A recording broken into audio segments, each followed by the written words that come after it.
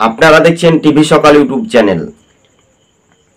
2026-এর বিধানসভা ভোটে বিজেপি কতগুলি আসন জিততে পারে এককভাবে আমরা যদি দেখি তাহলে 140টি আসনে এমনিতেই তারা 120 থেকে 130 আসনে এগিয়ে থাকবে, মানে এখন যে পরিস্থিতি, এবং বাকি আসনগুলো কিন্তু সেটা বিজেপি একটা কভার করতে পারে রীতিমতো, যদি আমাদের বাংলাতে ভোট হয় তবেই, তাছাড়া কিন্তু নয়।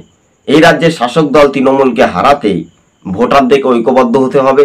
তাহলে বিজেপি কিন্তু একটা সমীক্ষাতে বলেছিল, বিজেপি ইন্ডিয়া টুডে মানে বিভিন্ন এক্সিট পোল বা বিভিন্ন জনমত সমীক্ষার ইঙ্গিতে দেখা যাচ্ছিল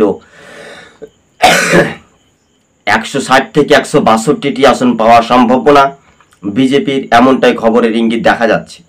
তবে এবার তৃণমূল আমার মনে হয় ক্ষমতা হারাতে চলেছে, যদি কিনা বিজেপির সম্ভাব্যত সেই প্রার্থীগুলো হেভিওয়েট হয়, যদি কিনা বিজেপির নিচুতলার কর্মীদেরকে যদি গুরুত্ব দেওয়া হয়, তাহলে বিজেপি একটা ভালো ফাইট দিতে পারে। আর যদি তৃণমূল থেকে এসে বিজেপিতে যোগদান করার পর তাদেরকে যদি প্রার্থী করে, তারা তো আবার তৃণমূলে মানে বিজেপির টিকিটে জিতে তৃণমূলে চলে যাবে। এটাই পরিষ্কার, তাদেরকে না দেওয়াই ভালো যথেষ্ট পরিমাণে, এমনটাও সমীক্ষাতে আলোচনা করা যাচ্ছে। তবে রাজ্য রাজনীতিতে 2026-এ একটা অদল বদল হতে পারে, সেখানে বিজেপি ক্ষমতায় আসতে পারে। টিভি সকাল ইউটিউব চ্যানেলটি আমরা একটা সমীক্ষা করেছি, 294টি বিধানসভা আসনের মধ্যে ম্যাজিক ফিগার 148, যা মেজরিটিতে এগিয়ে এখন বর্তমানে বিজেপি। পৌরসভা, হিন্দু এলাকায় একচেটিয়া দাপট হতে পারে বিজেপির।